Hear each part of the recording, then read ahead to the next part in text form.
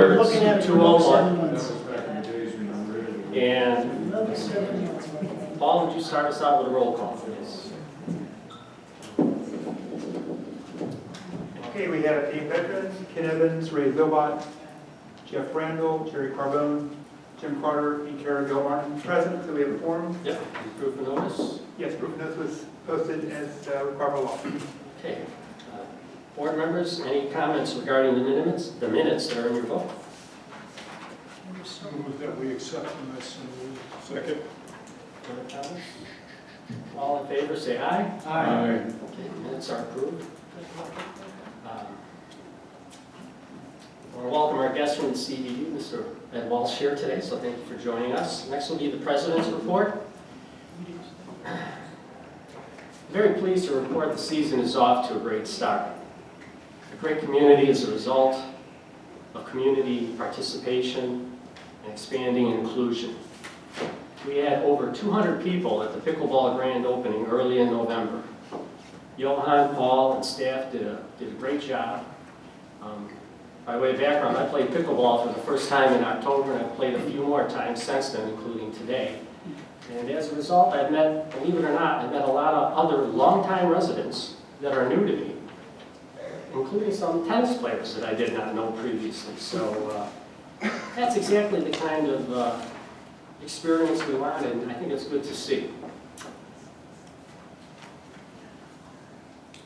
Furthermore, I encourage you to give it a go if you haven't tried it, Victor, and you're available for lessons. If you're interested, or just drop by or show up in the morning when there's open play.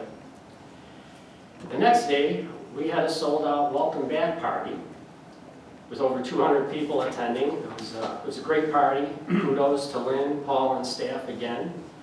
A few days later, on Veterans Day, we had 140 plus people attend here, an event featuring our own retired Lieutenant Colonel Tom Bell, or as he's known in the literary field, one of his employees wrote a book and called him Major Ball. So he was a little miffed about that. But he shared many of his great stories, and amazing they were. So Tom, Lynn, Paul, and staff, again, a great job. And while the freight train's running, yesterday night we had a successful open mic event with approximately 80 people attending, and there were several new performers that showed up. I'm sorry I had to miss it, but it sounded like it was a great time. Today's also a busy day for us. Not only do we have the board meeting, but after this at 4 o'clock we have a tennis exhibition. So that should be an exciting time as well. So with that, with bocce, card games, fitness, spin, and other programs, they've all been active too. So again, we're off to a great start here. At the last board meeting, we asked residents to submit any questions that they had in advance related to the proposed budget. We then followed up with an email to residents. I think the team must have did a fine job because, to the best of my knowledge, we received only one budget comment, excluding board member comments from Jerry and me. And that comment requested a roundup of $12 to increase the fee to $15.50. The number remains at $15.38. So I'd like to thank Ken Evans, our treasurer, members of the Finance Committee, Rich Drexler, Joe Leone, and Larry Noga, and our staff for the timely and comprehensive development of the budget. Later at today's meeting at Old Business, Ken will also have some follow-up information about the proposed 2020 budget. But first, Ken's going to update us on several matters related to insurance and reserves in his treasurer's report. The floor is yours, Ken. Thank you. I'm trying to speak more softly because I understand the mics are good. So, Sandy, you're in the back row. Can you hear me fine? What? You're fine, you're okay, you're good, you're good. Okay. The way this operates, I have to put up the proposed budget under the approval process. So I'm obviously not going to do that as part of the President's report. But Jerry raised an interesting question at the last board meeting. He asked some questions regarding our insurance. And for the board, because this is actually a board meeting, if the board will turn to under reports, there's a spreadsheet that I'm going to talk to. I did not print it out, but I will be talking enough about it that if you will follow me along, those of you in the audience. Jerry said, where do we stand with the valuations, and specifically the valuation of the community center? And so we got Tower Hill to give us a printout, an updated printout of the numbers that are being used insofar as going forward is concerned. The bottom line of 15 different categories is about $4.7 million. So what they've said is about 3.1 is the association, the number the association has been given for the foundation building itself. And then we have the tennis building at 162 valuation all the way down. The contents of this building, by the way, are $500,000. So if you go down all 15 lines, they've divided up all the different elements, bocce, site lighting, etc. There are two deductibles. There is a $5,000 deductible for each category during a normal event. In the case of a hurricane, there's a 3% deductible. If you take the 3% deductible over a little less than $5 million, it's almost the equivalent of $150,000. The Finance Committee is recommending to the board that beginning with our 2020 fiscal year, calendar year, that we include a hurricane deductible reserve that we do a set aside.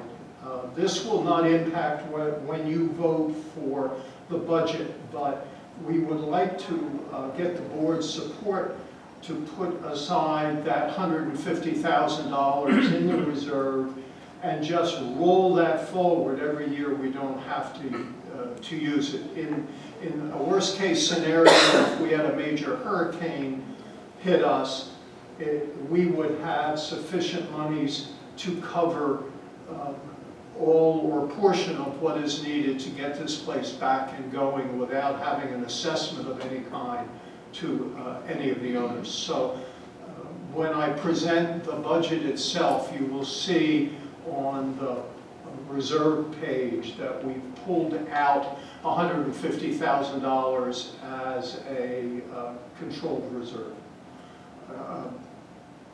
That's the first piece. The second piece is, Jerry said, well, do we have enough money, enough coverage? Townsend Appraisers does a major review of for the insurance company every few years, and then they do an update. So every year when we get the invoice for our insurance, it is included with it, excuse me, is their latest evaluation of all these categories. The most recent one is $3,133,270 for the foundation building itself, not including contents. So we said to them, if we were to take additional insurance, if we believe that we would rather be overinsured than underinsured, what would it cost us?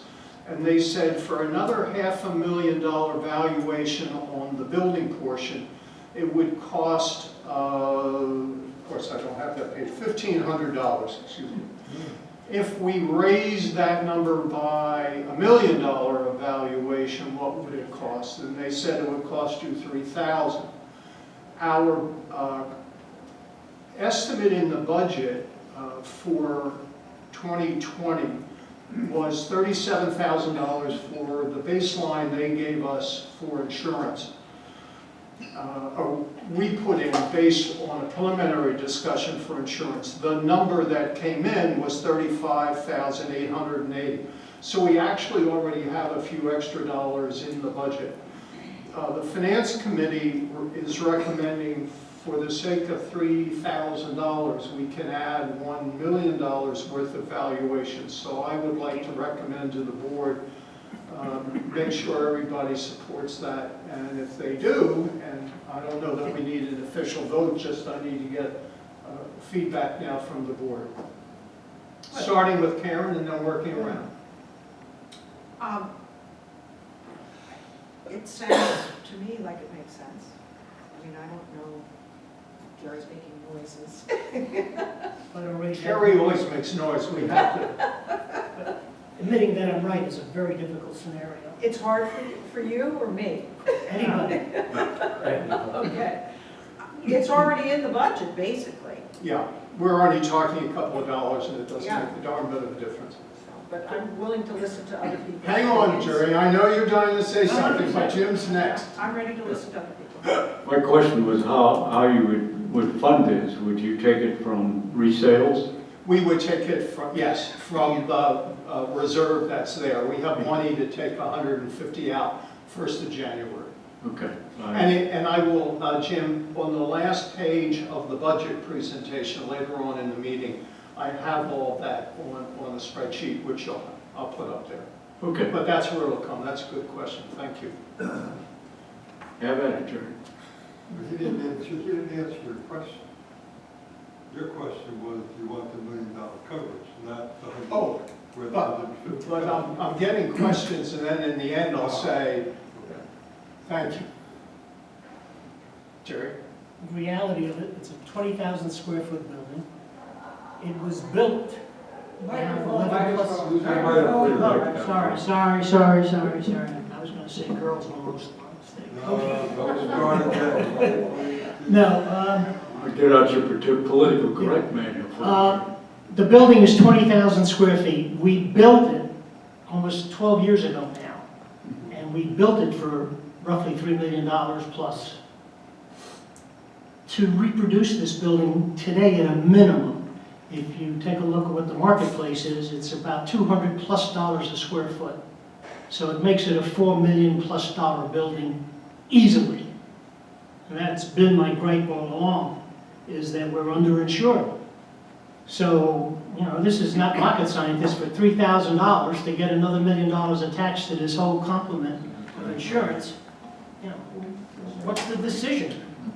Well, the decision is, I think the board has to approve it. Well, the board, How about if we the keep board going? has to provide insurance, adequate insurance for the property that the foundation owns. We don't need anybody else's approval, we do that. So we ought to protect the property. And the best way to protect this property is to get as much insurance, okay, as possible to protect the property and the owners. So that's it. It sounds like a good, positive response. How about Jeff? I have no objection. How about my friend over here next to me? It's not rocket science. Okay. Just do it. I have no objection. All right, so we're going to add $1 million on to the foundation building itself, and You have it reflected that way in the proposed budget. it is not reflected. What is reflected is that we do the set aside in the budget. If we add 3,000 on to their actual bill to us, it becomes 38,880. We have 37 in the budget. I think we can find a couple extra bucks without changing all the pages. No, please. It's a board meeting, so I'd like to get through that. And I am going to have those sheets up there. Okay, thank you. That's it for the treasurer's report. Two things, though. Did you want to mention about the audit? Oh, yeah. You all received a copy of a letter from the, I'm not sure why all of a sudden they sent it to all the board. Normally it just comes to the president or me. It just says they're going to start the audit in the fall like they normally do. But for some reason they decided to let everybody on the board know. The treasurer's report, for those in the audience especially, that will be, the full report will be on the website so that you'll be able to look at it to your heart's content. Some have more content than others, I guess. Okay, and then when we talk under the approval process for the proposed budget, I'll close the loop on a couple of those. Thank you. Thank you, Ken. Paul, manager's report. Okay, so season is starting to gear up, and the staff welcomes back those who are returning to Pelican Marsh to enjoy the weather we have here in the north and take advantage of all the amenities and lifestyle Pelican Marsh has to offer. Please remember now, when you're back down, to follow the speed limits and stop at all the stop signs when driving through Pelican Marsh. As now we have a lot of members out there who are walking, biking, running, and enjoying the weather, and so just keep them all safe. It's that time of year now to also to inspect your home for any cleaning and or repairs that are needed to be done.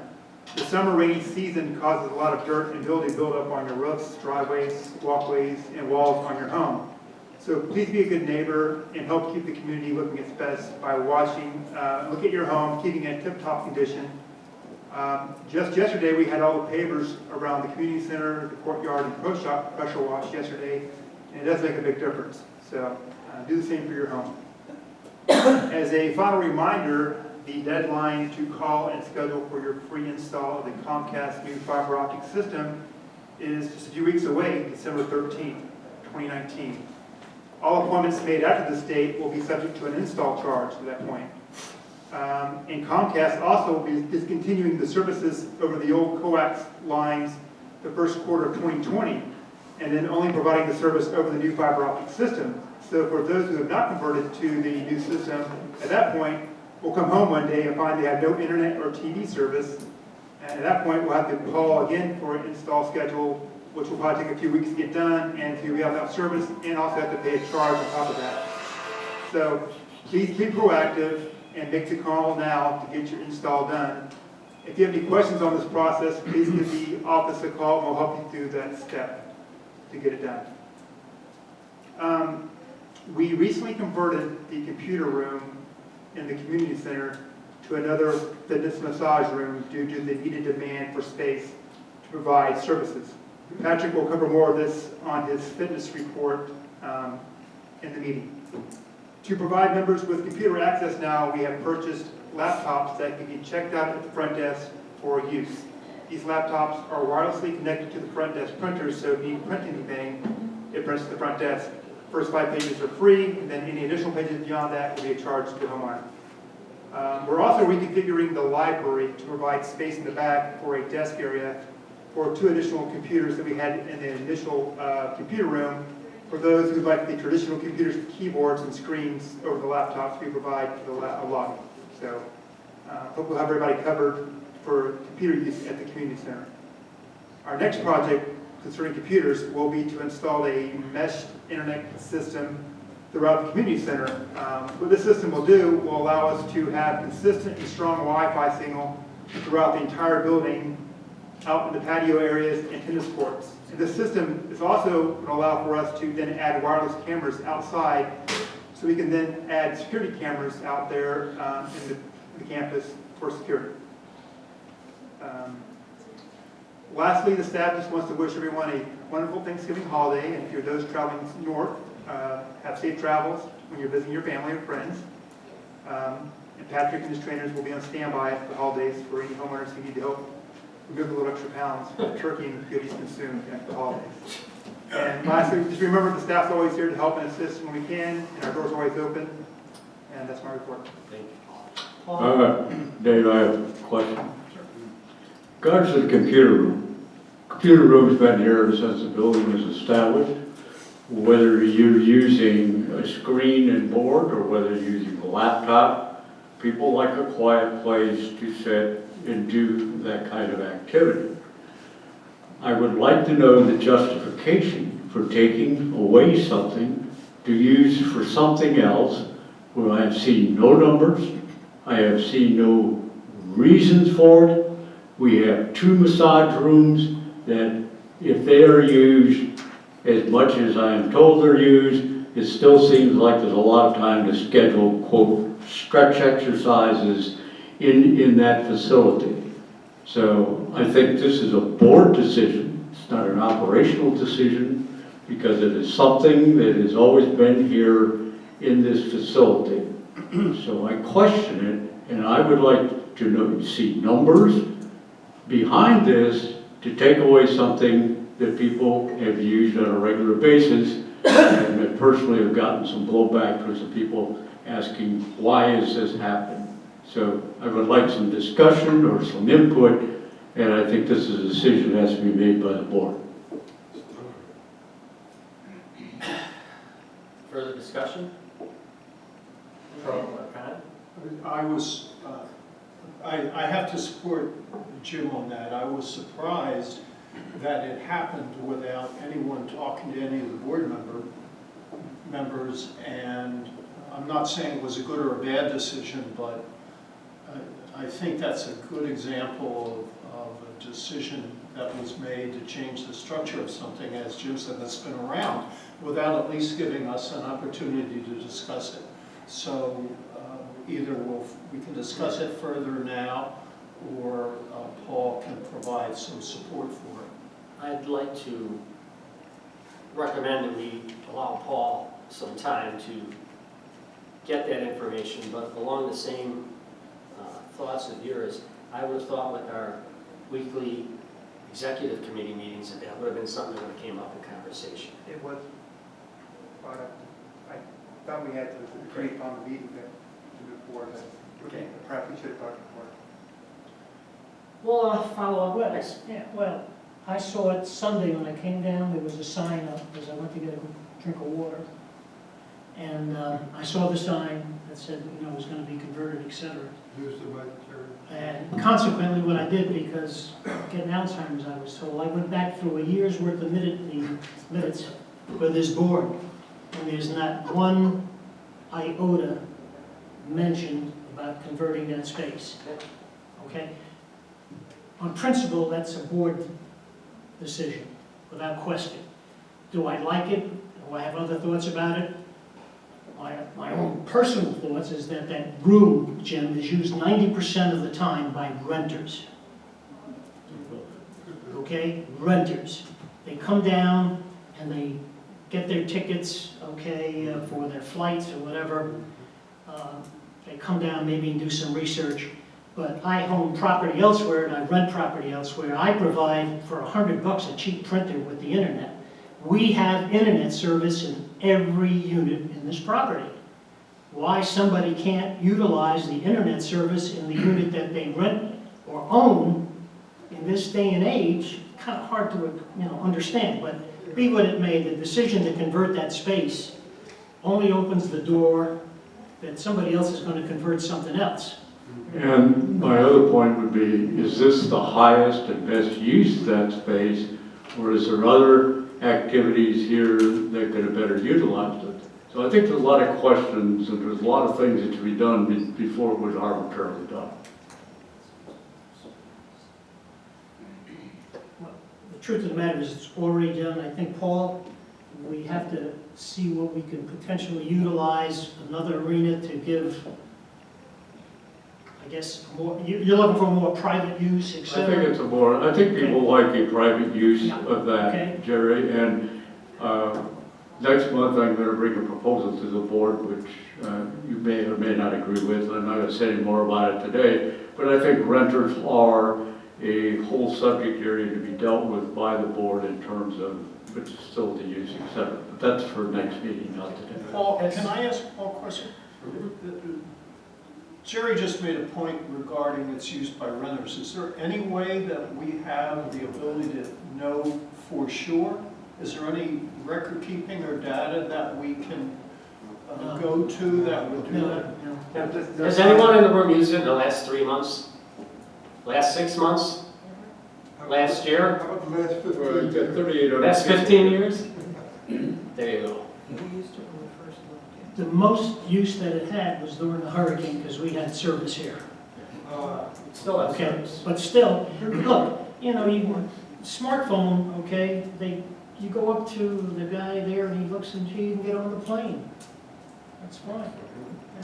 I have There's all sorts no of, feel for usage at all. the world has changed, guys. From this limited You're right. question, no it. use. Discussed it in the last- But anyhow.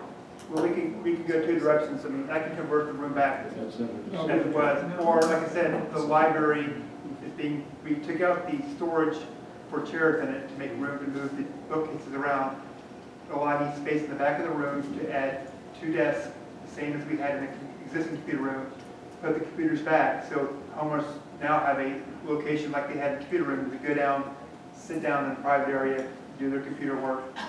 By definition, it should be private, it's a library.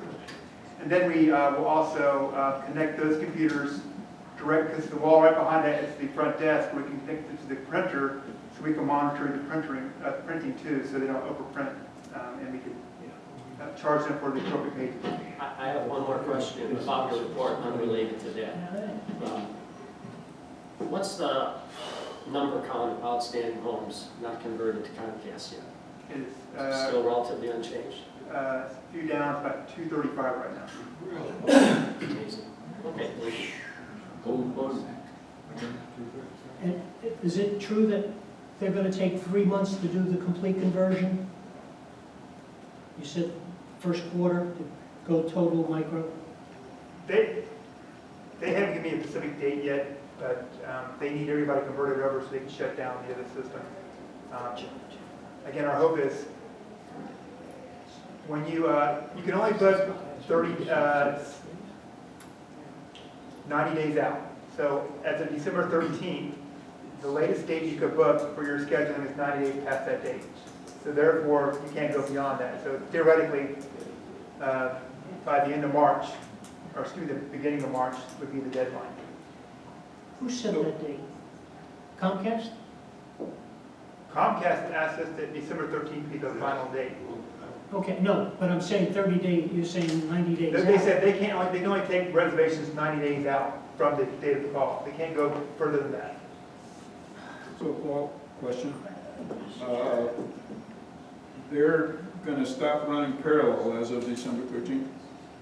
No. No. 90 days. Oh, so they're going to continue Last time running you were parallel? March 1st. I mean, we have the option to tell Comcast, we want you to cut off the old system on this date. And they will do it. And then we can just, at that point, homeowners who have not connected, they're just going to be SOL. The reason I ask is I believe that a lot of the problems that are existing with power, with losing cable, as it currently has been happening, is because we're running parallel, and it's just overwhelming the system. And, I'm getting tired of losing our Comcast. Well, I would agree with Ray. I think it's time to pull the plug. Now, if we want to be gracious and give a Christmas present, make it effective January 2. But let's get it done and not punish the other 1,700 homes in here because 200 people can't figure out what they're doing. Excuse me a second, what is the number and the timing that we've gone public with the last 2 times? My understanding is, whether we like it or not, we have said 13 December, but you have 90 days within that to be able to get it done before we shut it off. Are we talking about changing that, or am I incorrect in my understanding? No, I'm just saying that you can only book 90 days out. But if we want to set a hard date for Comcast, if they don't accept any dates beyond this point, then homeowners, we can send a email out to the homeowner saying, this is your last, What did we tell them in the Pelican We brief? just said, sign up to December 13th, and that sometime early first quarter 2020, we'd be shutting down the system. So we didn't give them a We hard did not- shutdown We did date? not put a date down.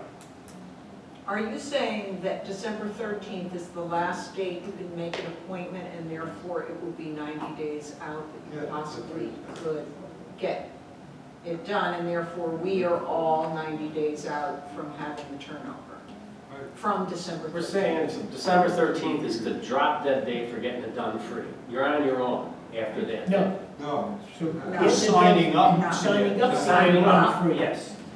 Okay. So last Signing day up, is sign up. meaning that there still will be 90 more days To that the convert. all will be on the same system, That's, the dual system. That's right, that's what We my only do 70 understanding. installs a day. So basically, we gotta wait till probably the end of March. Right, And I think that's garbage. but that's what you advertise. I think, Right, I mean, we can't, We've given adequate time. Jared doesn't. Jerry, just we just published, Before we and we go- went official, whether we It's a like done it or deal. not. You can't just arbitrarily make a change. Before we go any further, let me enlighten the board on something that I asked Paul to do at the last meeting I had with him. He was having a meeting coming up with some of the senior guys from Comcast. And part of the question was to find out why we've been experiencing these problems, what they're gonna do about it, and we may wanna have a meeting with them, roll up our sleeves and tell them to get it fixed. So can you carry that forward from what happened? Yeah, so I've been in contact with Comcast senior management. They are going to their people, Raphael, the we know, VPs, to try to coordinate a meeting the week after Thanksgiving holiday, to come here so we can meet with them and go over several issues, service issues, and what the status is of the install process, what the plan of action is to complete the project, pulling the stuff out, and what the, and I want to talk about, other services they need to provide as far as live streaming this meeting through the community channel. So just to make sure I understand. So you're saying the week of the 2nd of December? Correct. And then the following week is when we've done the cutoff? Cut off the sign That's up, the, yes, well, the 13th is the next Friday. correct. Okay. Now, But we don't have a date yet. I'll put that meeting tomorrow, so I can they'll give us 4 or 5 days to open, then we'll coordinate what's best for you guys.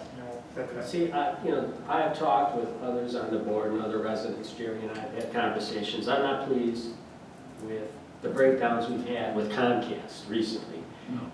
So much so that when I wake up at 6 in the morning, I'm on the phone for an hour, I'm on the phone with them for 20 minutes.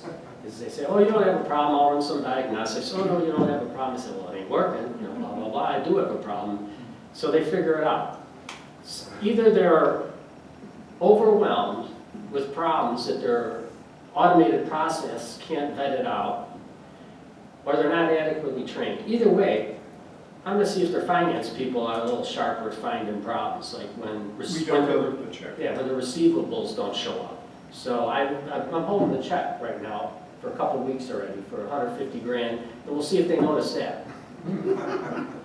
Well, if I understand all of this, that within the next 2 weeks, Paul and some of you are going to meet with Comcast to go through this whole agenda of items that's been discussed by the board.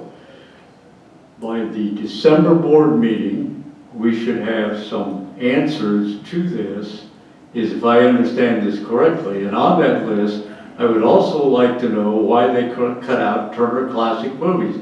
That was a part of our programming that we subscribed to, part of the contract. It went away. Now, for a lot of people, it may not make a hoot, but there's a lot of people who get to come up to you and say, why did you do that? Meaning, why did the board do that? We don't have any control over it. But I think it's a question to ask We don't Comcast. have control over it. But let's go through this timeframe wise. They got until December 13th to make an appointment, Owners, yes. homeowners. Right. So between today and December 13th, X people hopefully will make an appointment. I doubt it. It's been a 200. Well, 200 Go ahead. Time out. I Time out. So between now and December 13th, X people will make an appointment, hopefully. And they'll make an appointment, and they can make that appointment 90 days out if they wish. Am I correct? Correct. Right, but you have to remember Comcast only has so many openings per day. I understand. So at the 90th day, there's only 10 openings, so if those 10 openings go up, it backs down close to the date. Good. Dave, I've got a question. Well, it's Jerry's not. Jerry's not Sure. That's all right. Gosh, that's like being home here. Yeah, Friday day.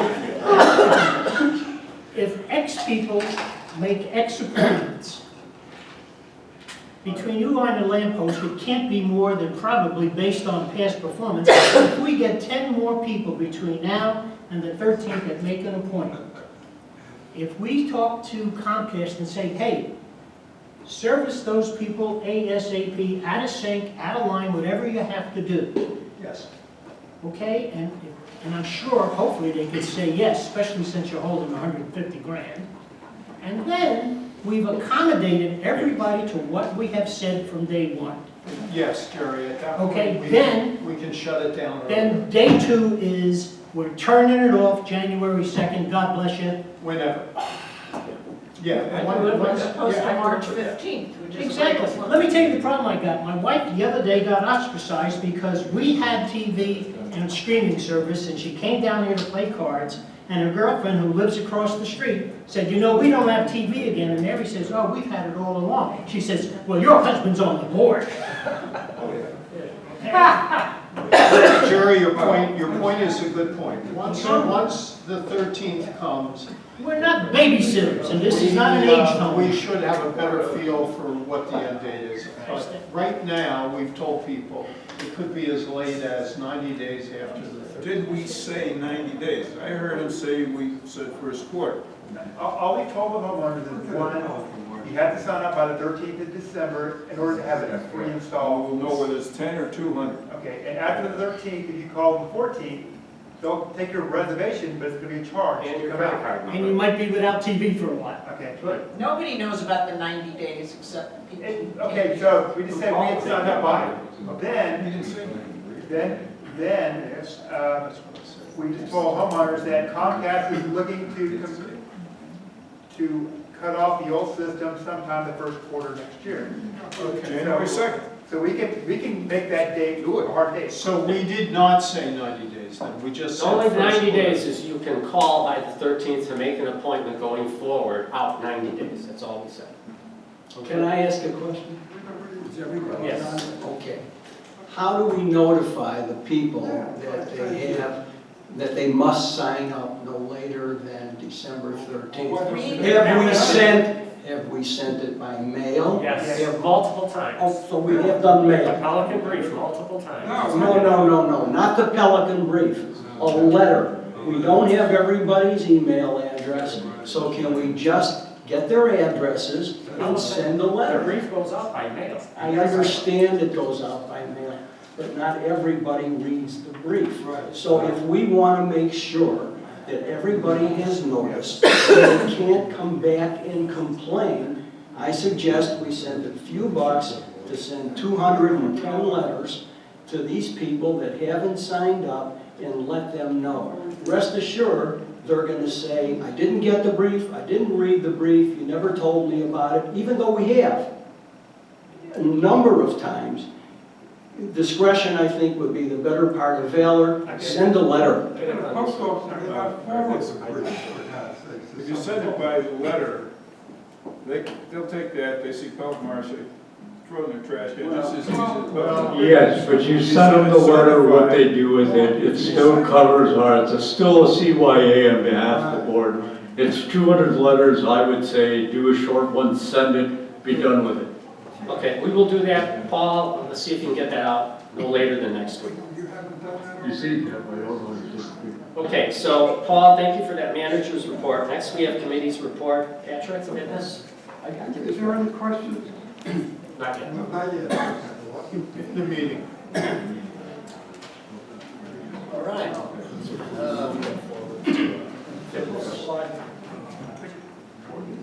Is it working? Okay, let me support you. You identify yourself. That was it. Yeah, everyone on your team.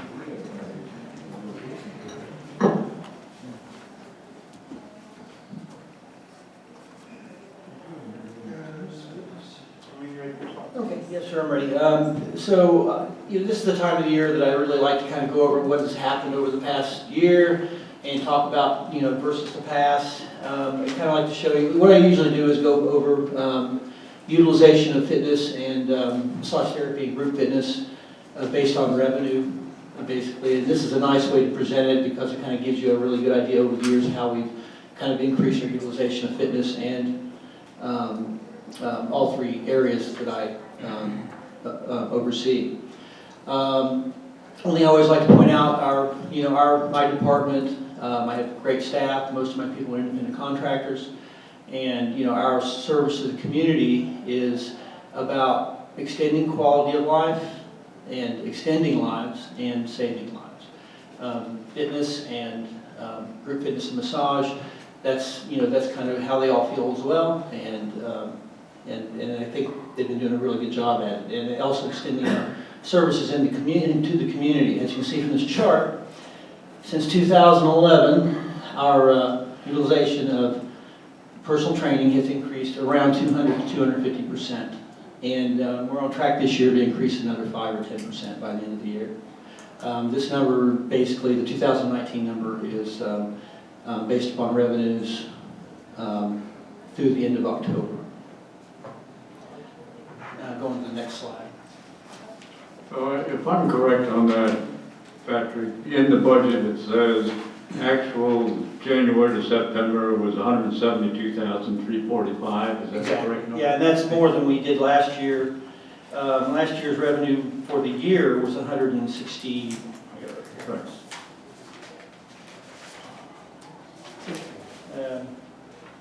Yeah, 2018 was 166,134. So we're already past that number now. Group fitness. Group fitness, again, last year we pretty much, we're basically on track to equal what we did last year. Last year, our revenues at the end of the year, we were at 71,000. So, we're around 66 right now. So again, we're probably just going to be on par with last year. Group fitness is a area that's kind of limited by the amount of space we have, the amount of classes we can have. Most classes are attended in the mornings. Afternoon classes really don't fly very well. And of course, we're limited by the number of space we have in the classes. So that tends to be something it looks like we're kind of hitting a plateau on revenue-based utilization there. And classes are less poorly attended as the morning progresses. Although all our classes right now, first time I think in my memory that yoga has had 30 participants in October. Let's go on to the next one. Massage and aesthetics. So massage, has always been a bit of a challenge because it's about having good massage therapists, keeping them here, making sure that they have an opportunity to create relationships with our residents, and also that they have a scope of services to offer to our residents. As you can see from this graph here, since 2013, we've had a 350% increase in revenue utilization since 2013. We're already 10% over last year at this point. So our, we have about 4 massage therapists right now, and we're pretty busy.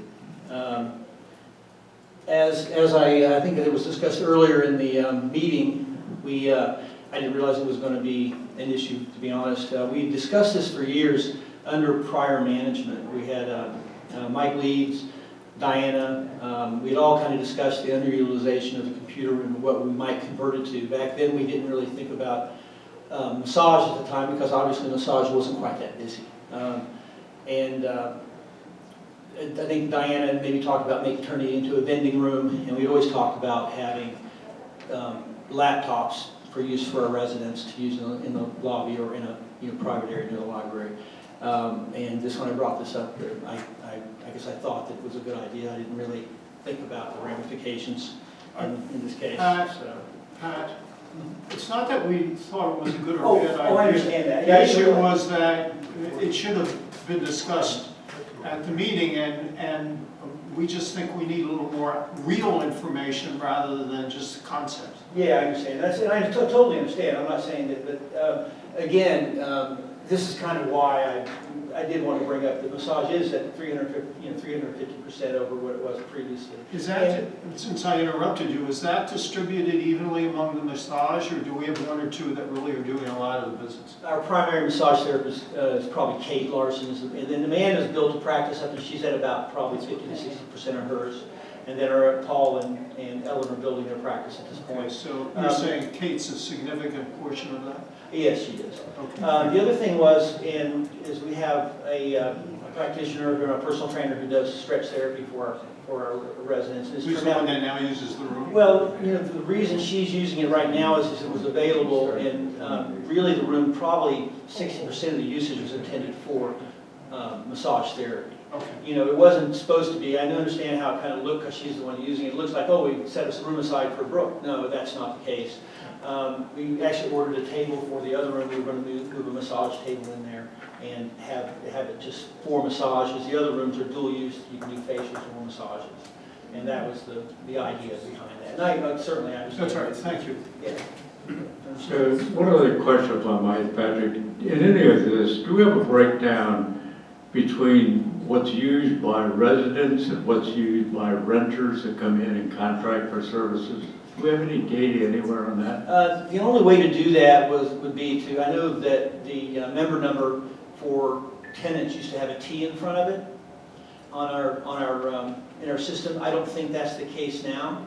We might need to return that. The problem is now we have a key fob system on the fitness room door, and we're having to use those numbers for identifiers for the barcode of the resident. I think there are other fields that we can put in there that we could probably run reports and figure out who's a renter and who's not, more than likely. Personally, I think it would be a good set of data for us to have.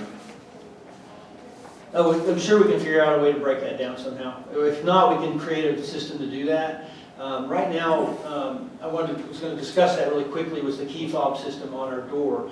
You know, that's one thing I've been trying to kind of dial in over the past month or so because the... That's a great system, but... Oh, I'm glad you like it. I mean, you know, it does, what it does is it allows us to keep, you know, really good tabs on who's utilizing the gym. And it took me a couple of weeks, but I kept trying to run reports and get some useful information from it, and I couldn't because first of all, you have to kind of make sure that the area is defined in the computer system as the fitness center. So every time someone checked in, it was coming out across as a general check-in. At one point in the other facility, we had a similar system, and when someone came in, the person at the front desk would choose what the person was doing. So you would come in, you would check in and say, okay, where are you going? I'm doing massage. Okay, massage, thank you. Now it's impossible to do that because there's so many people coming in the front door. So you almost have to have some sort of automated way to do Doesn't the it. fob have the ability to read, and that fob reads fitness? And could we get another fob and put it over at the tennis building? Well, it does now. I actually managed to fix that in fitness. So what happened was, in the fitness store, it was registering it as a general check-in, just like it does at the front desk. So everything was coming in as general. So what I did, finally Jonas and I figured it out that it was actually the reader that needed to be set to default to fitness center. Okay. So now I'll be able to do a report by area and say how many check-ins have we had in the fitness center. Which is nice. The other thing, you have a little bit of slop there because people are tailgating each other in, husband and wife tailgating one another in. And you have people going to the bathroom multiple times. That was another issue. I'm going to get to that in a minute on the fitness committee into this. But that was an issue, you know.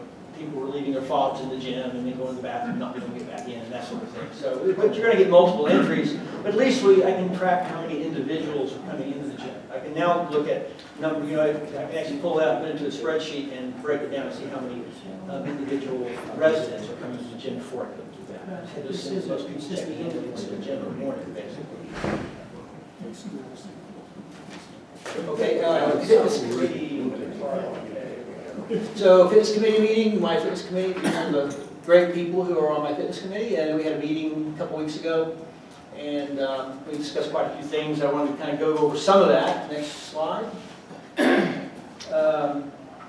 The water fountains. One of the things that happened was we got rid of the water fountains because they're unsanitary, and I just hated being in the gym. And I was hoping not to have water in the gym, but with the key fobs and the locking doors now, it's a little bit problematic because people go out to get a drink of water and they get locked out. So it had already been brought up to me several times, and we discussed it in the meeting, and Paul's already ordered it actually. We're going to put the same kind of water fountain in the back of the fitness center in that corner because it will have a drain to the outside, and it has a water bottle filler on it, and that way we still can have we don't have the cup issue, and at least, because and the other ones were so unsanitary, that nasty drain, and you had everyone's filling the bottles on the spigot, and everyone's touching the spigot with their hands. I was kind of ooh all the time. So that's already is in process. One thing that we discussed too, Mitch Steinberg and a couple of other people, and I've always often thought this as well, is to somehow put the water source for the fountains is one's in the women's bathroom, and one's in the massage room. We would like to maybe put water filtration devices on those so we actually have an RO filter or something on the water fountains, just to get good quality water. Because the water is filtered through a charcoal filter at the building edge, but it's not filtered otherwise. And I just think having good quality water, especially with water bottle filler, would be a nice idea. So they all kind of recommended that. We have staying class policies, but they're having a little trouble with people walking into class late and leaving early and things like that, and talking in class. So they want me to post the policies in the book and on the door. So I'm going to do that as soon as possible. We do also have our new sound system in the room. We did that this summer. It's great. Everybody loves it. And David and I built a stage for the instructor and lined it with lights, and it actually came out pretty well. So, because I was always using the stage stuff from the, they were always pulling it because they were using it for events and so on. So it worked out pretty well. We still have yet to add oscillating fans to the spin room. I'm just trying to find the right brand. It's kind of difficult to find. We want to have there's supposed to be one on this wall and on this wall. That was our other, we're going to have an electrician put in plugs, and they'll have remote controls.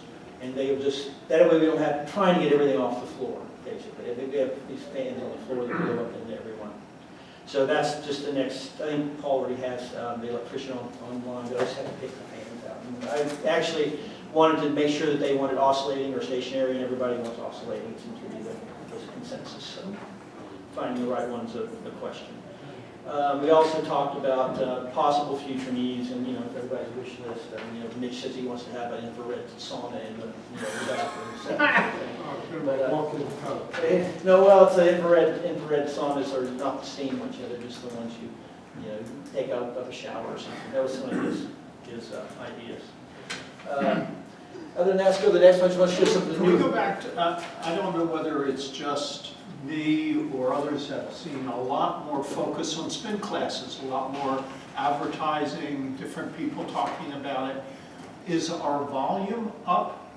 Yeah, the spin classes are all full right now. And I have a guy who is a resident who volunteered to get his certification This in time? insurance, Tom, and he is volunteering to teach the class. So what he wanted to do was have a class that was a beginner's class, and wanted to teach it. And what he's doing, 3 Mondays a month, at the beginning of the month, 3 Mondays a month through this year, he's going to advertise it as a beginner's class and teach the class. I told him more power to him. It's great, and he's done a great job at it. Everybody likes going to the class. It was sold out the first time around. So it just gets more people into the system. And when you go into a class of people who aren't really who have been, they're all kind of know each other, and in the same class, you feel a little intimidated. And I think a lot of our residents felt intimidated going into this class in the mornings because they're all regulars, and this is my bike, that sort of thing. So that's the one thing I have to address in the policies. So unfortunately, one gentleman does own a bike in the class, because when the program wasn't I didn't have many bikes, he offered to buy a bike and let people use it, and he wasn't taking a class. So that's still an issue, so I have to deal with that a little bit. We've got a Life Signature Series leg raise machine, and that was the one last slide you showed there. That was it's an ab piece that you just do knee raises on, and I've been trying to get that in there for a long time because we have a lot of crunch machines, and crunches are kind of bad for you anyway. We had a legacy piece. It's 30 years old. It was an ab bench, and a lot of people liked it. But I think because when I look at the usage of this machine, everyone's on it. The ab bench, not many people really utilized it. There were like 3 or 4 people who really liked it. I hate to tell them it was not very good for them. They didn't care. The Digilock solar combination locks. We purchased locks for both locker rooms. They're combination locks. They don't have to. We have these old keys at the front desk, and they're just easier to use than giving out keys. The usage of the lockers, that's in the locker room. What do they cost? They're about $55, $60 a piece.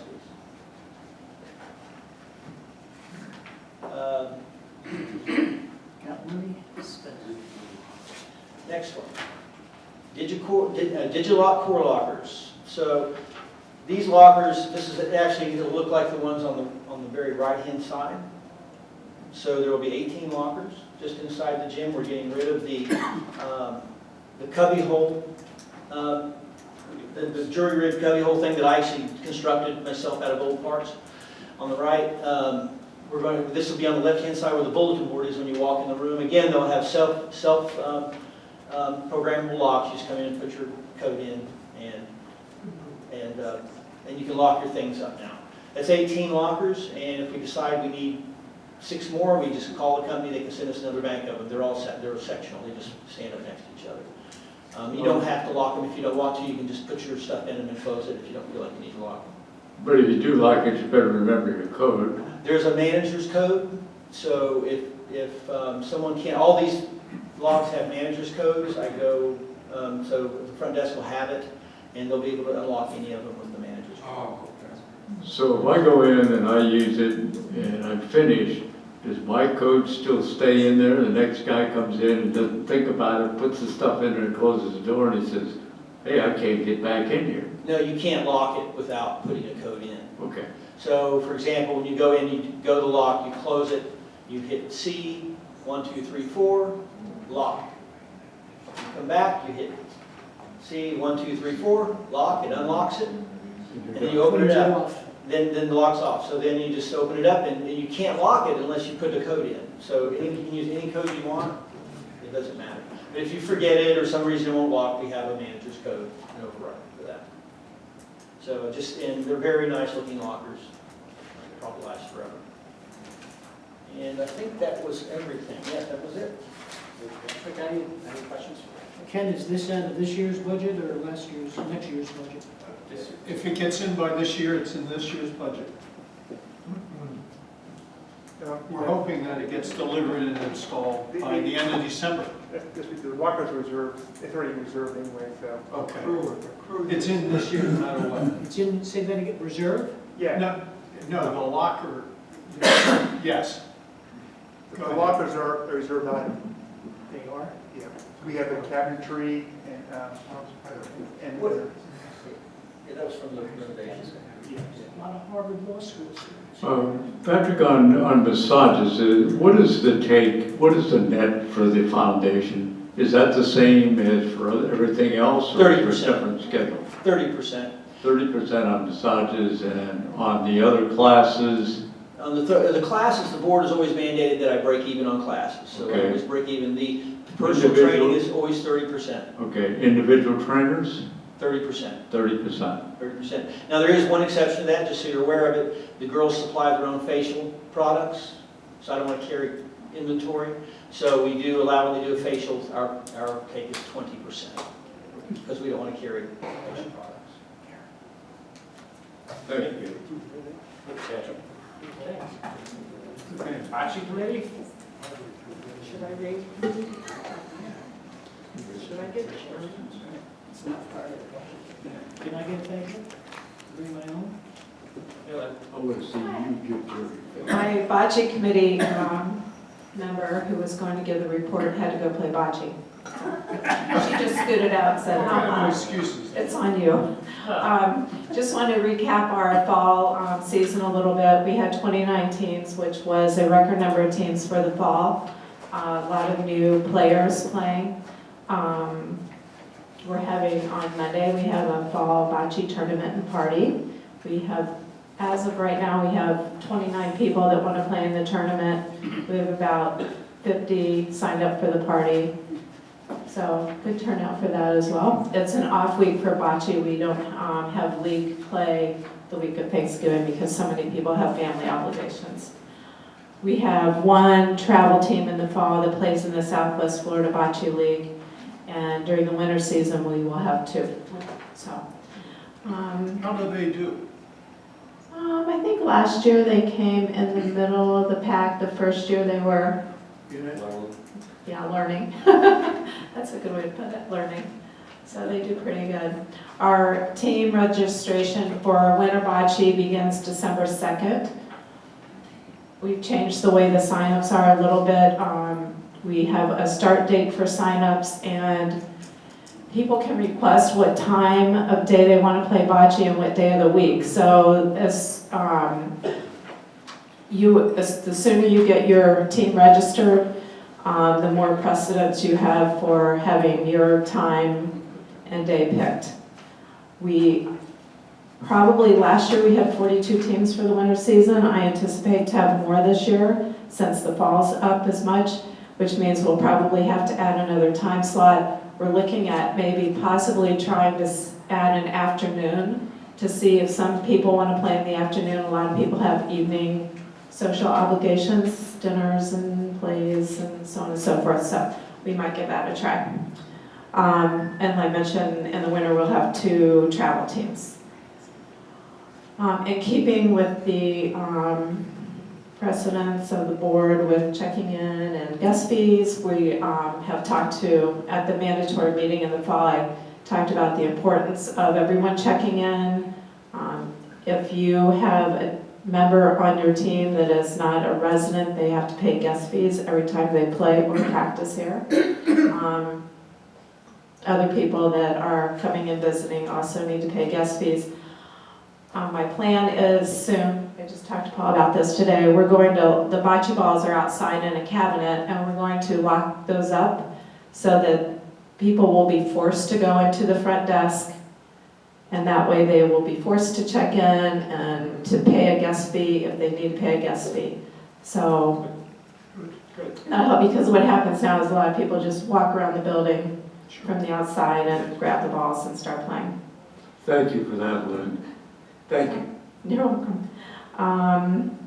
As far as maintenance of the courts, David painted some numbers on the bocce courts so it's clear which is court number 1, 2, and 3. Since hurricane season is almost over. When is hurricane season over? Soon. The end of month, 2 weeks. We're going to do some maintenance on the courts. We'll add some new clay and repaint some of the lines and get them in shape for a season. Paul is also, I believe, going to order an electric blower that we can have out there to help keep the clay gets all around on the outside of the bocce courts, and it's easily tracked inside then. If we have an electric blower, we can keep those cleaner and keep some of the clay out of the community center. And that's about all I have to say. Good, great job, Lynn. Have we established a line item yet for bocce, or are we just still? There's so almost infinitesimal cost on an operating basis, so we have nothing to collect. Income side? Nothing. No, I mean, for the few non-residents, we don't tend to have that. Okay. It's nice to see so many people playing though. It's a game people that maybe can't play tennis or pickleball or golf, they can come out and play bocce, and it tends to be very social, so it's easy for people to meet new people. And anyhow, okay, thank you. Lynn. Thank you. Lynn, before you get away, That was that easy, huh? no, I just want to make sure while you're in front of people and while the board's here that we take the time to thank you, because some of us realize in fact, all of us realize how hard you work. And it is amazing that every time we turn around, you found yet someone else to come in and give us more activity or teach us something. It's a great program. It's a great benefit to this community, so thank you.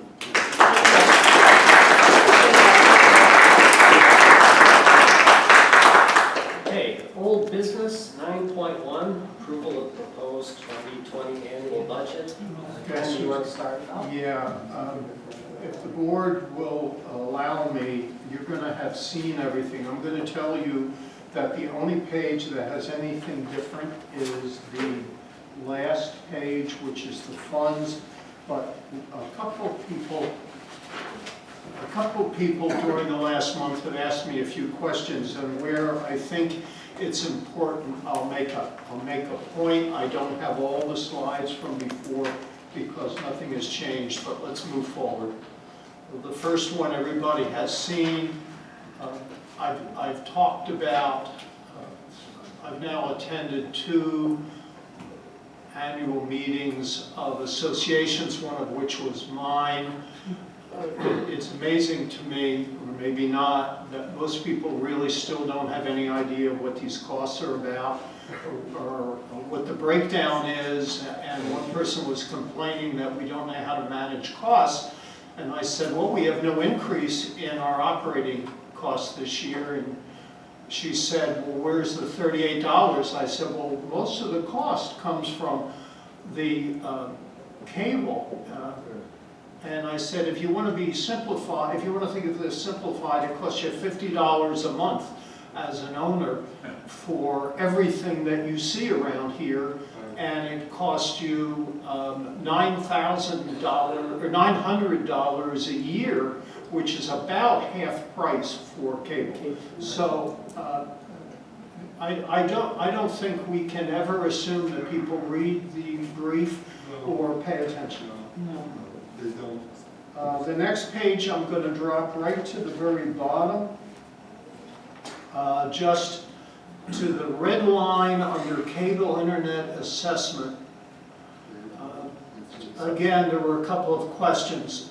We had, because of issues with the delivery of service this year, Comcast forgave 1 month's charge. So what we did was we took that savings and then we reduced the subsidy by that amount for this year and rolled that subsidy over into another year. So you'll see the budget was to have a $107,000 subsidy. We only needed to use $32,000 to come to the net cable assessment. And so we took the extra that we didn't use and spread the remaining subsidy over 2 years. So in 2020, we will have 105. This is a presentation for the board. I would appreciate it if we pay attention. Thank you.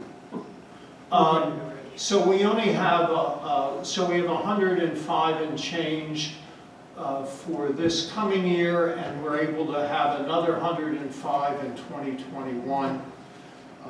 At the end of that period of time, it will cost all of the owners less than $5 more a month when the subsidy is eliminated, so it's not like it's a massive impact. The next page, I was asked what we used for our estimate of the end of the year, because we only showed last month 9 months. This year, or this month, we're showing 10 months budget, and that 316,000 number for 10 months, we use 452,000 in putting together the budget and the forecast of the reserves. So that would result in about a $52,000 positive variance in terms of resales over budget. And again, we tend to stick with the 100 resales a year number, and most of the time we beat it. Now the last page. You'll see what we've done is we've pulled out at the top a hurricane deductible. We've reallocated it.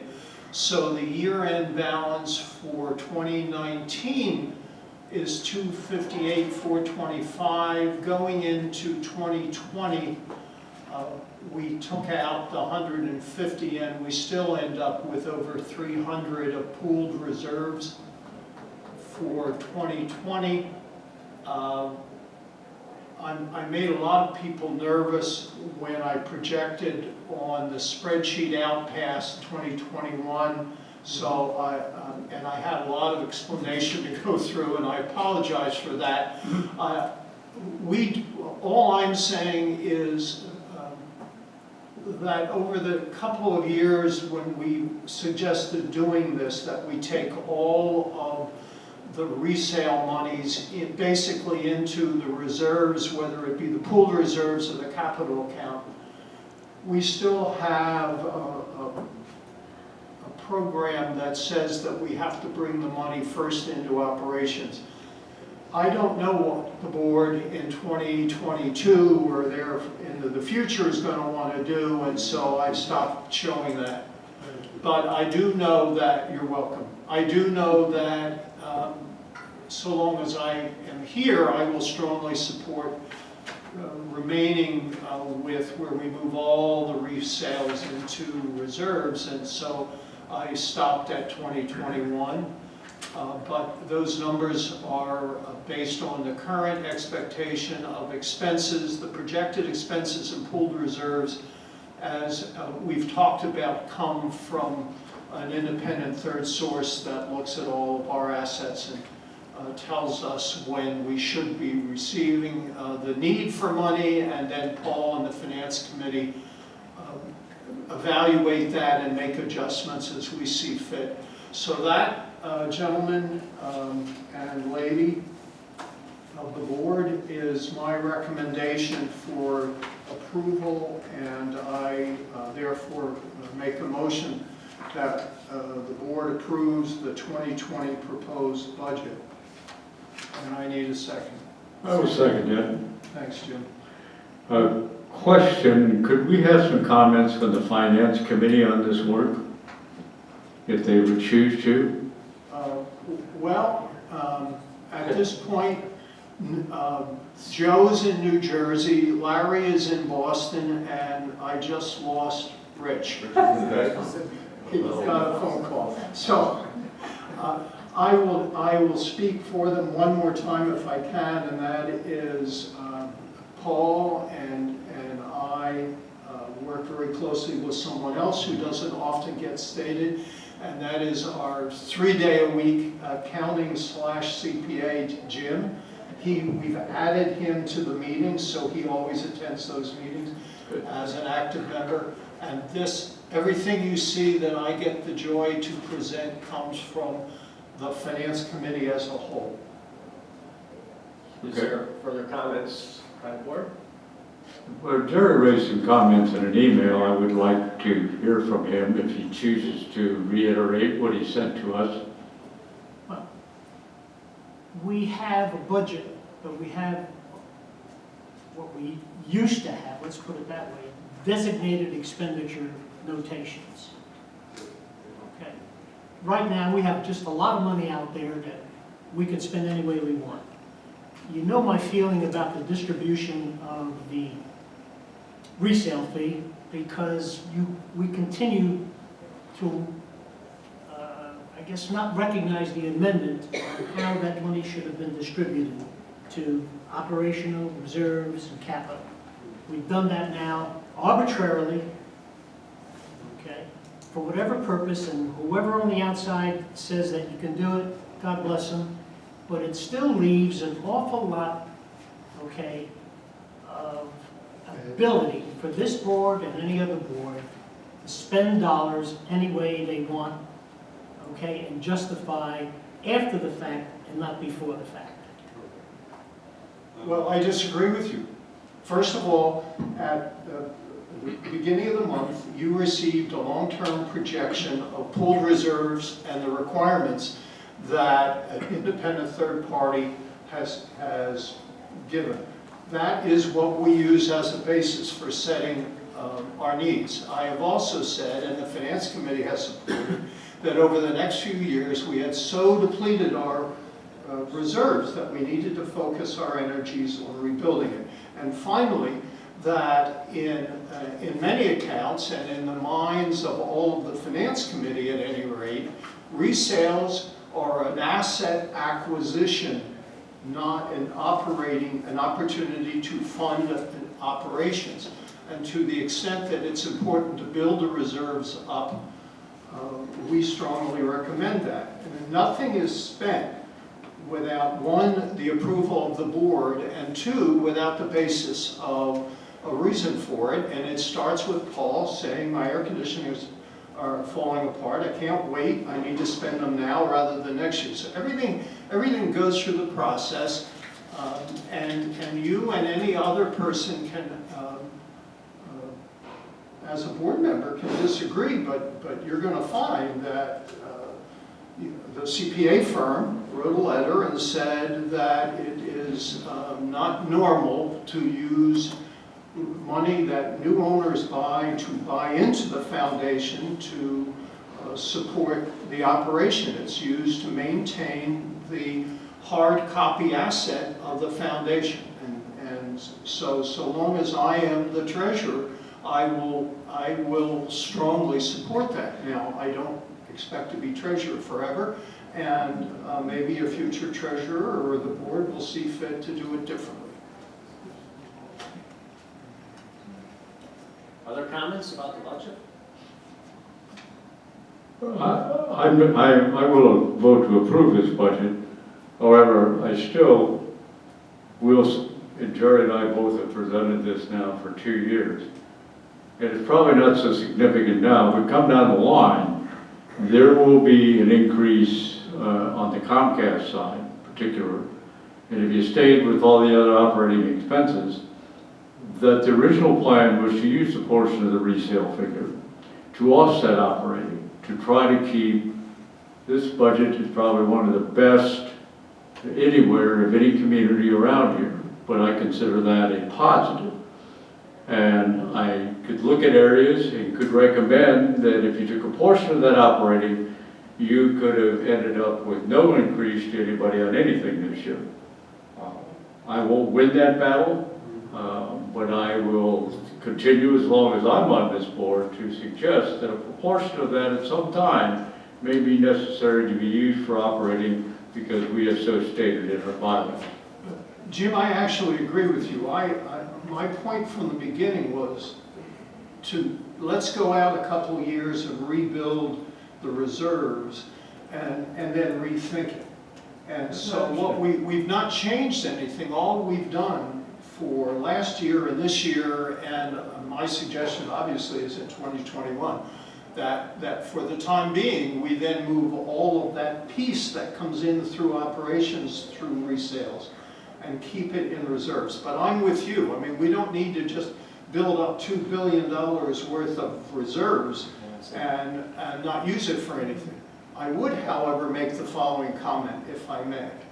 And that is, we have a long-range planning committee, and I have no idea what they're going to come up with. We have a parking issue that we hope has been solved, but we don't know. Some people have talked about doing things like, Steve would be interested, moving the tennis building to here, so it opens space for the possibility of additional courts. So there are things that people are looking at down the road that I think it might be interesting to wait until the long-range planning committee come, and you as a member. We can speak to that. We can speak to that whatever you want today. And I will under board comments if it doesn't come up sooner. Okay. We're talking about the long-range planning. Yeah. But for the moment, if you'll bear with me, let's I think do it we this need way to one more stay year. with what you have on the table. Thank you. Okay, so we had a motion, we had a second, we had conversation. Any further conversation? All in favor of approving the budget, please say aye. Aye. Opposed? Opposed. Jerry opposed. Thank you. All right, under old business 9.2, approval of basketball court and playground. Jeff, would you be willing to give the background, or would you prefer Paul to give the background? Paul. Part of the, Let me just start with one thing. I've looked back at some minutes going back 8 and 10 years, and this was talked about, it never happened, and they put it in the parking lot, took up a couple of parking spaces, the parking spot and the adjacent spaces, and little young children, and whether they're playing with their parents or not, or playing in their cars, are going all around.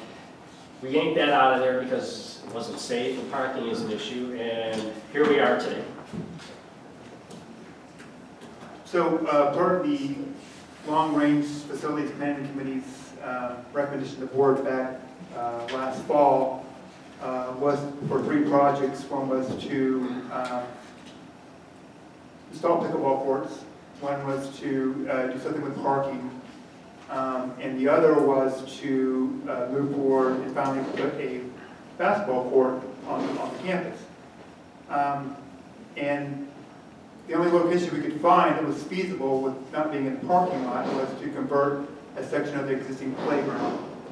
So they recommended to the board at that time, and to refresh our memory, they had a slide up on the presentation where the swing set would be relocated from the playground to another location to replace two pieces of equipment I've never used, and had that whole backside used for a basketball court. When we did contracting proposals to get estimates on the parking lot and the pickleball, we also had good estimates on converting this portion of the playground to a basketball court.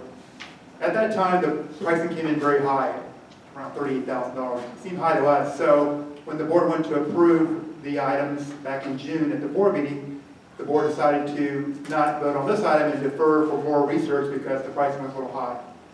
Since that point in time, we were able to get some more estimates in, and one of the estimates was from U.S. Tenants who built our pickleball courts, and they gave us an estimate of $16,500 to convert that section of the playground, which entails cutting up the current surface, which is rubberized, and putting in a concrete surface to marry up with the existing surface, installing a basketball goal there, and then actually now, which is not shown in the picture, but actually putting some fencing in along the side, parallel to the building and the back side, so the ball would not hit the building or go off the back side, and to protect players. So anyway, with the fencing included with the basketball court, we're looking at $19,700 to install the court.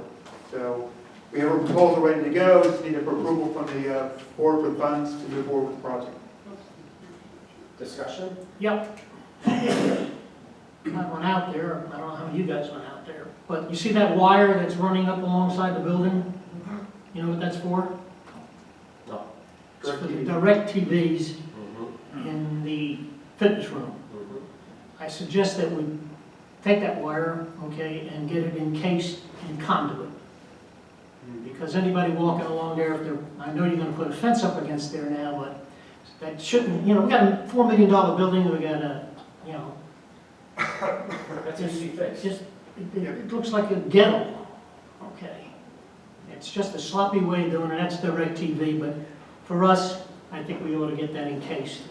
The other thing is, if you take a look at the very bottom right-hand corner, can you take a look there? You can almost see a drain. Anybody familiar with that area? The distance between the level of the basketball court and that drain is almost 18 inches, maybe a little bit more, plus or minus. I'm gonna suggest that we think about doing something, okay, maybe you can talk to these guys that design this, is if somebody should extend their run over that edge and go over that barricade, you're gonna I think there's going to be a fence there too. Huh? I think part of the fencing will be there. You're gonna also. have a fence up against With the- where the behind barricade the is? backboard. Pardon me? where the backboard is, you're gonna have a fence right there? Behind it. Behind. So this is just a shooting backboard is what we're talking about. Pretty much so. Okay, so the fence is not going up against the building, or is it going against No, the it's building? an L shape. L shape? Building and then behind it. Okay, because that is a real dangerous condition there, and on top of that, it needs to be maintained and cleaned. It was filled, if we had a rainstorm, the water couldn't drain through there. It was packed, okay, with mulch, leaves, everything else.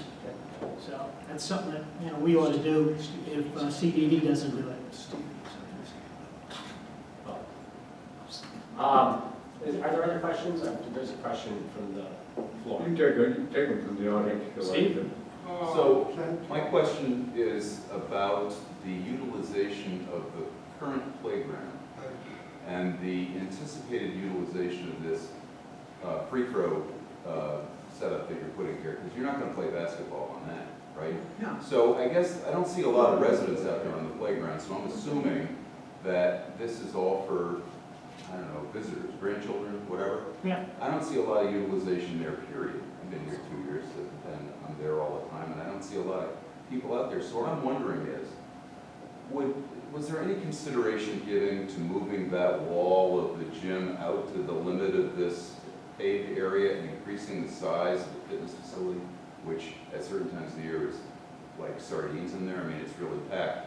I'm just wondering what kind of data you have to support more development of this as a, okay. You can't extend the wall, because that increases the space of the building, and you're back into the requirement of providing parking. We're requiring Parking. park. Why don't you guys just get another variance? I mean, you're good at I that, think we're right? variance down. Oh, well, That's anyway. one of the things that a long-range plan will, okay, hopefully put perspective on what can be done. Okay, you So can't this is just sort of take the short- isolated area of creating another 8 to 10 feet. Okay. Yeah, and just by way of background, It's just a very short-sighted approach. Got it, Okay. thank you. It's not value conscious. other comments? Does that basketball backboard go up and down for those I do who not are know the adults? answer. Yes, it'll be adjustable, so you can go to full regulation height or lower for kids. Okay, yeah, so we're not just. Because it we're does- not- it does we're not go to a just small limiting scale, it For the playground, we're limiting for adults only. This was a crude concept that based in copy. Okay, so it's done Hearing- very well. Hearing no further questions before the board, is there a motion to approve this? So moved. So, I'll second it. Okay, and let's approve it. We got a bid at 19.7. If some hiccup comes along the way, can we approve it for 22? With the expectation that it's 19.7, but just give us a little wiggle room so we don't have to come back to the board. Why would we need wiggle room? Why? Because something, let's say they work out there and they damage the drainage. Well, yeah, I mean, Jerry raised an issue, maybe while they're out there, they might find they want to do a little more with that. I'm not advocating spending more, I'm just saying rather than go through the machinations of further If discussion. they're gonna just put up a fence, all it's gonna require for them probably is using a taller post, because they're gonna have to go to a deeper dent, you know. And they got, for that price, they better eat it. Right. So, let's make it a motion at 20. The motion is at 20. It's been seconded. I'll amend the motion. Okay, second? So, second. All in favor, please say aye. Aye. Aye. Opposed? What's the purpose of an estimate if you're gonna raise it? I would have supported 19.7, but the other just bugs the. Okay. Okay. All right, we're rapidly moving into new business. New business, 10.1. Okay, We need a new one. sure, thank you. We currently have a handful of leases in this community, long-term year leases, that when the homeowner took the lease from the property owner kept the membership rights to the community center and the facilities. So that particular renter then had to purchase from the foundation a guest pass, then to use the facilities here. And many of those homeowners just purchased a year pass. When we passed the newest rules and regulations, we passed that rules with the understanding that then in season, high season, January through April, homeowner or guests are not allowed to use the facility in prime time, Monday through Friday, from the morning up until noon, which caught these current leases off guard because they weren't aware when they signed the lease and didn't take the membership rights that they would now be excluded from this facility. Since it's only a handful, maybe 5 out there, we're recommending that these current leases just be given an exemption and be able to use the facilities in this new guest restriction time up until the point where their lease would then become due for renewal. At that point, they would have to work out with the current owner to retain their membership right or have the membership rights moving forward, or find a new unit with membership rights in order to use the facilities, or otherwise, at that point, they're going to be restricted from using the facilities during that new guest restriction time. I'd like to clarify something. Please, board comments? And I think that Paul said through April. We went through March. Through March, it's through March, okay. Pardon. Any other board comments on the subject? We need a motion. So moved. Okay, and a second? Second. All in favor, please say aye. Aye. Opposed? Good job, Paul. Design Review Committee, please. New business. The committee put in forward 5 recommendations from the committee of homeowners requesting changes to their homes. They're all within the specified guidelines of the DRC, so we're just recommending the board go ahead and approve it as stated. make an omnibus motion to approve them all four at the same time. Time out. 5. Five? It's 5, second page. Yeah, Oh, five, I'm sorry. yeah, that's fine. I just got one question, John. I guess the self-contained gas tank on the fire pit, is it a small one or is it the 25-pounder? I don't know what you're referring to. We approved installing seating area, small fire pit, gas tank, self-contained. At 1392 Woodtuck Trail. Yeah, it's one of the, What size tank is it? it's a portable 5-gallon, like you find It's on 5 a gallon? gas grill. Like a gas grill. Like a gas grill. Just a regular gas grill? Yes. Okay. So that conforms. Okay, I don't know what the fire regs are. Okay, because we've been getting all sorts of feedback. For instance, we can't have those grills that we have in condos anymore. Okay, I don't know what the rule is for proximity for above grade propane, single-family residences. 5 gallons are allowed. Same as a grill. Yeah. Same as the grill? Yeah. It's the same as a grill for. All right, cool, okay. Just don't want to get anybody in trouble. So there's an omnibus motion, is there a second? Jerry seconded it, I think. Oh. No, I didn't say anything. I'll second it. Okay. Oh, you All second. in favor, please say aye. Ray seconded. Aye. Opposed? Carried. I'll open the floor up to board comment. Can we just confirm? Yeah, I've got a couple of things. I just want to bring the closure to the computer room. As I understand it, we're going to get more data on that in terms of the conversion. We don't know how many people use it. We have no way of tracking it at this point. I also would really like to know the justification of ending up with, quote, 3 massage rooms, one that is used particular for one trainer activity, which is stretching, where there's also an adjacent room in the fitness center that seems to be, could be used for that process. So I just want clarification that we are asking Paul to go back and get more data on this and clarification before we allow this to proceed. It's already proceeded before we make a decision whether to go back to the way we were. It's already been implemented. Correct. But it's an easy change back, I think. Yeah. They've ordered the tables.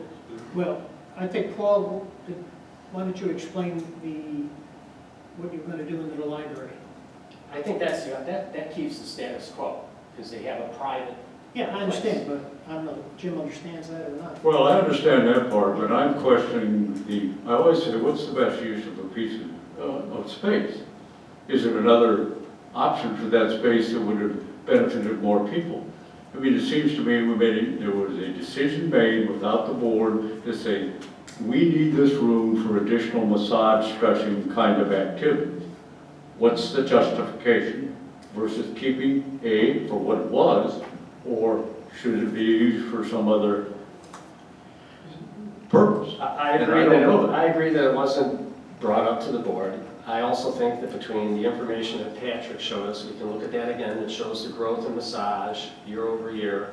And I think if I remember correctly, more recently, there's been an acceleration in the past few years. I could probably substantiate it, but we'll have Paul work on that. Yeah, Nice. I agree with the fact that Pat, when he made his presentation, it was very helpful, and I'm sure he and Paul did a great job and had a lot of logic. The problem that I had was limited simply to the fact that it should have been brought to the board.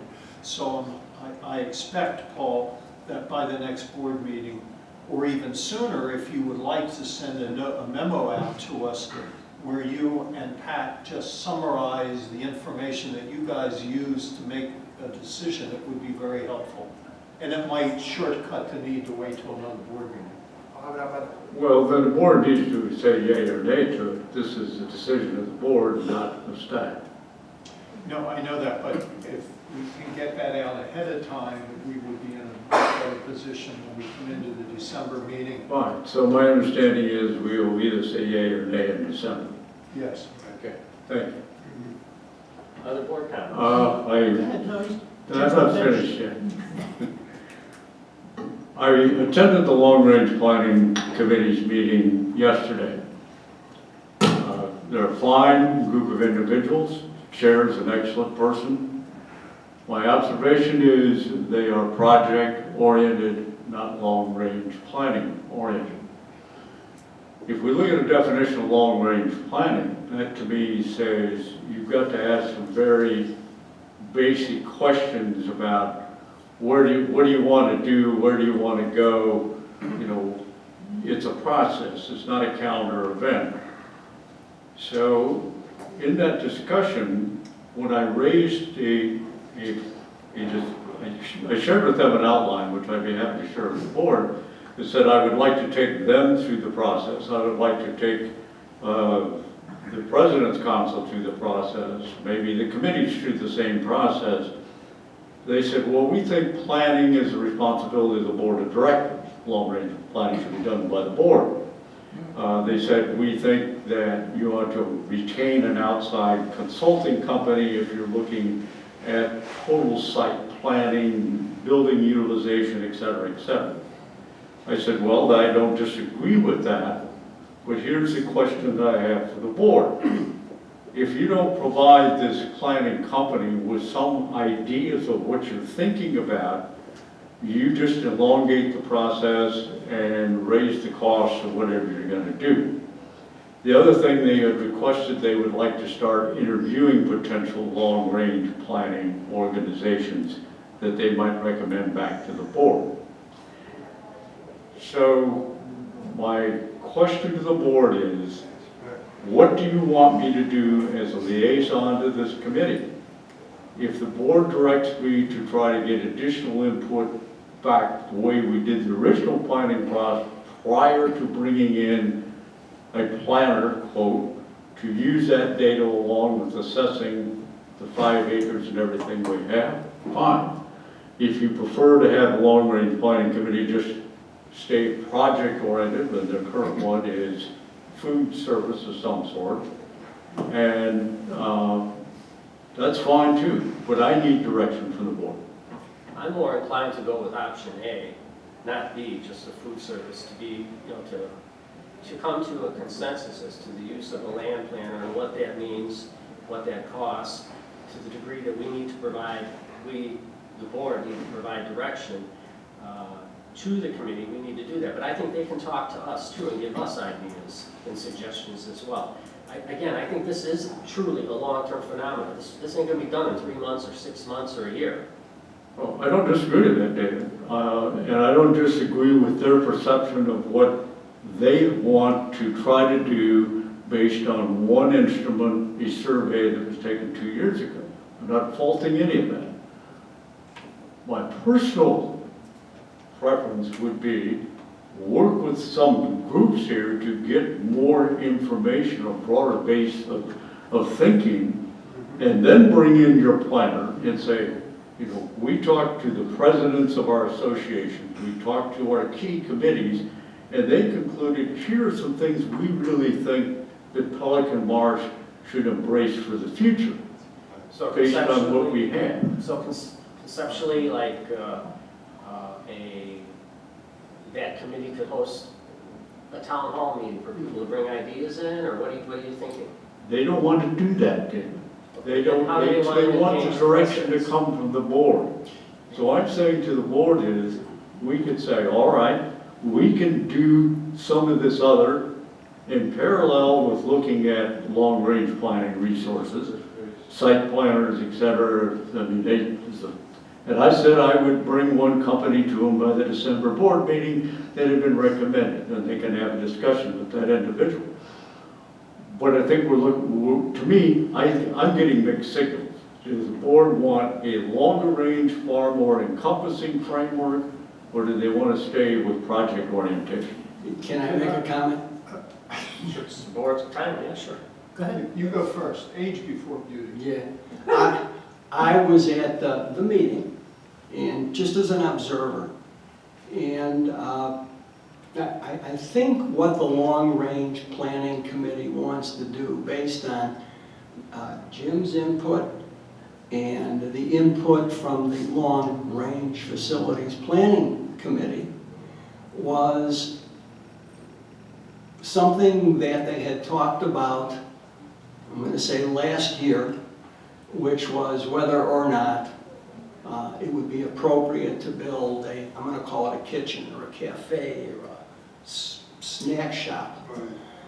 One of the things that they talked about last year, and I think the board, my recollection is, the board didn't make any final decisions, but one of the things they said was, let's put a food truck out there and see how that goes. See if people would use the food truck.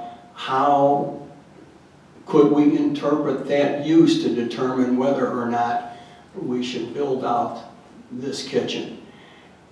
That was what we talked about last time. And this time we talked about, or they talked about the food truck. They talked about where it would go, where it should be put. One of the options was the parking lot, and then it was raised, well, you don't want to put it in the parking lot because that's going to take up space.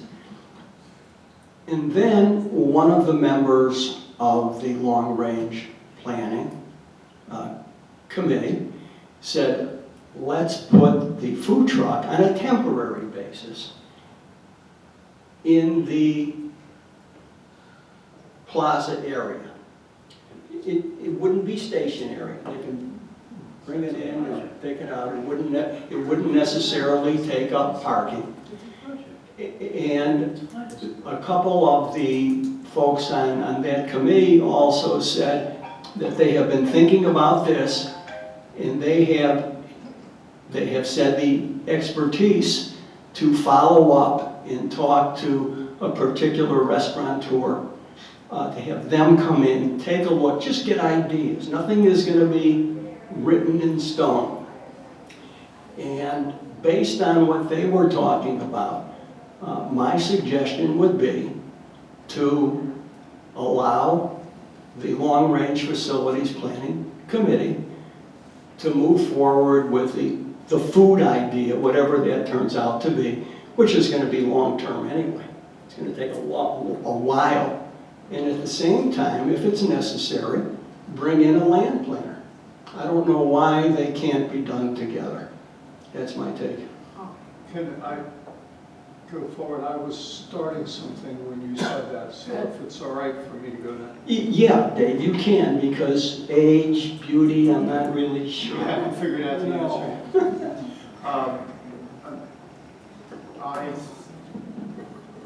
We need to move forward and decide what we're going to do about food delivery, because it's been on the table for years. Some of us don't understand the economics as it ever becoming